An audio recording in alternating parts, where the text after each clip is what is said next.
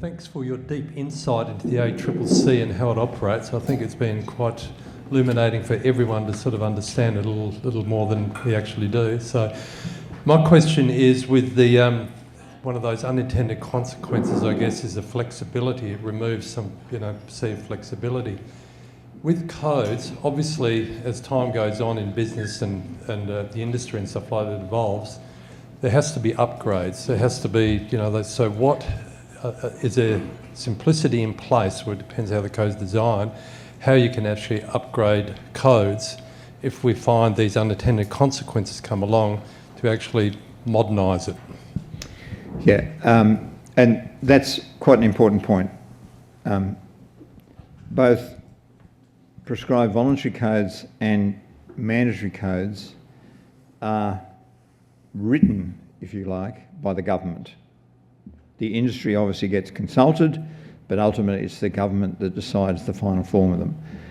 Normally, in fact, I'd say it's almost universal, they have either a 3-year or a 5-year review, and some of them actually have a sunset. So some of them, the franchising code's one that's up for review at the moment, it actually has a hard sunset. So in other words, it will expire on the 1st of April 2025 unless the government reviews and introduces or decides to reintroduce that code with a different end date on it. So that's the other advantage of codes in some respects, in that whilst legislation typically sits there until the government moves to amend it or remove it, codes usually have an inbuilt review process. So typically when a code's first introduced, 2 to 3 years for a review, typically 5 to 7 years sunset unless there's a move to retain it subject to review. So that is quite an important part of most codes, that timeline that is quite specific in terms of when they get reconsidered. Do we have any other questions? Time for another question? Stun them into silence, Mick. One more question, please. Obviously, how the code's written is very important. So does the ACCC, or can the ACCC have any influence as to who's around the table and making sure that the right people are around the table to form the code in the first place? We're certainly heavily consulted in relation to the form of codes. Your question is the extent to which we can determine or heavily influence who sits around the table when the pen's being used. Probably less so there, because as I said, both a mandatory prescribed code and a prescribed voluntary code are written by the government.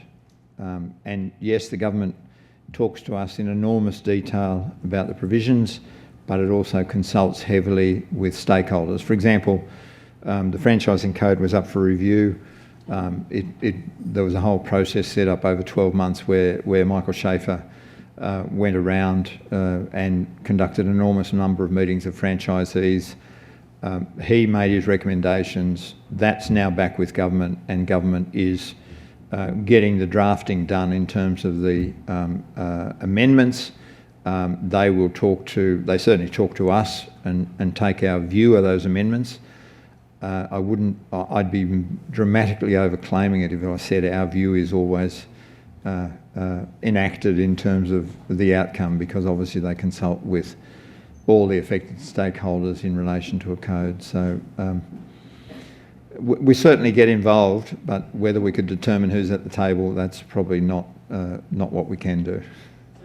So with your dairy example, I just don't understand how any farmer would have signed that code willingly if they knew that they had to pay back money after they'd already been paid money. So how did that even... Well, that was the point. Prior to and when that event occurred, there was no code in place. So what had happened over the years is the contracts had been embellished, if you like, progressively over a long period of time, typically by the legal advisors who work for the dairy processors. And so they put a whole range of various clauses in there that obviously advantage the processor relative to their negotiations with the dairy farmer. But one of the things we found which compounded that problem was that most dairy farmers, up until the introduction of the Dairy Code, never signed an agreement. So they were operating under rolling agreements where they assumed they understood what the terms and conditions of that agreement were, but no one had written agreements in place. So one of the fundamental elements of the Dairy Code was you actually have to have a written milk supply agreement, which to a lot of people seemed like teaching people to suck eggs, but it was extraordinary that that's what had happened in the dairy industry up until that time.